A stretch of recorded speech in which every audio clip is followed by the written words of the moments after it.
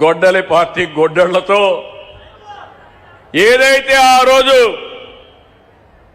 బాబాయిని చంపి ముఖ్యమంత్రిగా ఉన్న నా మీదనే కేసు ఎట్టయితే పెట్టాడో పేపర్ రాశారు చూశారు కదా, నారాసుర రక్త చరిత్ర, నా ఫోటో, నా చేతిలో కత్తి. నాకు అలవాటు లేనిది అది ఒకటే, నా జీవితంలో ఎప్పుడూ లేదు.